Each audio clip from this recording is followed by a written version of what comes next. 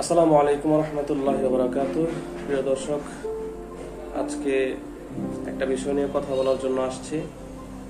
বিষয়টা হলো, আমার একটা পেজ আছে নোস হেলথ টিপস, ইউটিউবের মধ্যে ফেসবুকে একটা পেজ অ্যাকাউন্ট আছে, ওইটা হলো সোনারগাঁও পলিপাস ফাইল সেন্টার। তো অনেকে মেসেজ করেন যে ভাই, নাকের মধ্যে যেটা ব্যবহার করেন ওটা কি অ্যাসিড জাতীয় কিছু? আবার অনেক রোগী আসেন যারা পরবর্তীতে অন্য জায়গাতে প্রতারিত হয়ে আরেক জায়গাতে ভালো একটা ট্রিটমেন্ট নেওয়ার জন্য খুঁজতেছেন। তো তাদের প্রশ্নের উত্তর অনেক সময় দেওয়া যায় না ব্যস্ততার কারণে। তো আমার কাছে কিছু রোগী আসছিল নাকের, তারা বিভিন্ন জায়গার মধ্যে বিভিন্ন ধরনের অ্যাসিড জাতীয় কিছু দিয়ে এখানে পুড়িয়ে দেয়। এই পুড়িয়ে দেওয়ার কারণে দেখা গেছে যে এখানে সাইনাসের নার্ভ থাকে, তারপর নাকের হাড় থাকে, তারপর এখানে টার্বিনেট থাকে। সবচেয়ে বড় কথা হলো,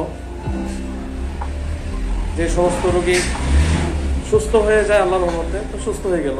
আর যারা সুস্থ না হয়, কোনো কারণে অ্যাসিডটা এখানে নাকের মাঝখানে হাড়ের মধ্যে লেগে যায়, তো হাড় এখানে ছিদ্র হয়ে যায়।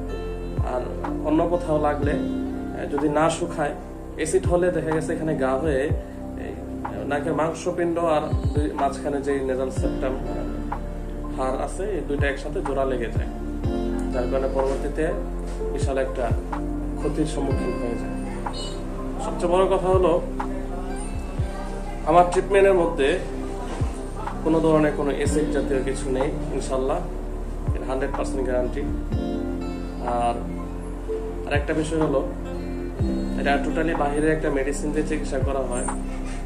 আপনার আমার মেডিসিনটা যে কোনো জায়গাতেই দেখার, যে কোনো জায়গাতেই লাগালে কোনো ধরনের কোনো সমস্যা হবে না। অ্যাসিড যদি আপনি শরীরের মধ্যে যে কোনো একটা অংশের মধ্যে লাগান, তাহলে পুড়ে যাবে, জ্বালাপোড়া করবে। আর আমার যে মেডিসিনটা দিয়ে আমি চিকিৎসা করি, ওইটার মধ্যে কোনো ধরনের কোনো ক্ষতিকারক কেমিক্যাল নাই, যার কারণে একদম সম্পূর্ণ নিরাপদ।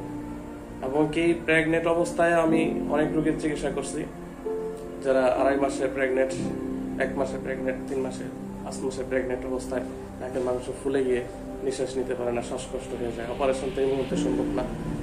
তখন তাদেরকে আমি ট্রিটমেন্ট করছি আল্লাহর রহমতে। কোনো ধরনের কোনো প্যারাসিটামল খেতে হয় নাই, কোনো পেন কিলার, অ্যান্টিবায়োটিক, তারপর অ্যান্টিহিস্টামিন কোনো জাতীয় কোনো ওষুধ খেতে হয় নাই। একদম সম্পূর্ণভাবে টক জাতীয় কিছু ভিটামিন সি যুক্ত খাবার খেয়েছে, আলহামদুলিল্লাহ শুকিয়ে গেছে। সবচেয়ে বড় কথা হলো, আপনারা যারা নাকের পলিপাস পাইলসের চিকিৎসা নেন, দেখবেন যে তার যে ডাক্তার থেকে নেবেন, তার এই বিষয়ে কোনো সার্টিফিকেট আছে কিনা, তার কোনো ট্রেনিং করা আছে কিনা, তার কোর্স করা আছে কিনা। এটার জন্য বিশেষ করে আজকের ভিডিওটা। আপনারা যার থেকে যার থেকে ট্রিটমেন্ট নেবেন, তার এই নাকের পলিপের উপরে ট্রেনিং করা আছে কিনা, সার্টিফিকেট আছে কিনা, পাইলসের ট্রেনিং করা আছে কিনা।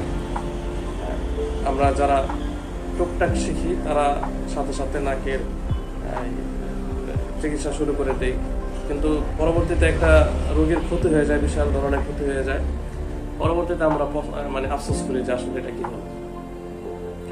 এই কারণে আমাকে অনেকে প্রশ্ন করেছেন যে ভাই, এটার মধ্যে কোনো অ্যাসিড আছে কিনা, বা অনেক জায়গাতে যে চিকিৎসা করছি অ্যাসিড দিয়ে পোড়ায় দেয়। আমার এই চিকিৎসার মধ্যে কোনো ধরনের কোনো অ্যাসিড নেই ইনশাল্লাহ। আর নেজাল পলিপস এবং পাইলসের উপর আমার ট্রেনিং করা আছে ইনশাল্লাহ আল্লাহর রহমতে। আপনারা নির্দ্বিধায় নির্ভয়ে চিকিৎসা নিতে পারেন, যাদের নাকের মাংসপিণ্ড বেড়ে গেছে, তারপর সাইনোসাইটিসের কারণে মাথা ব্যথা প্রচন্ড, ঘুমের মধ্যে নাক ডাকার সমস্যা, এই সমস্যাগুলো যাদের আছে ইনশাল্লাহ চিকিৎসা নিতে পারেন। আল্লাহর রহমতে আল্লাহ তাআলা যদি চান তাহলে সুস্থ করে দিবেন, এটাই আশা করি। আজকের মতো এতটুকুই।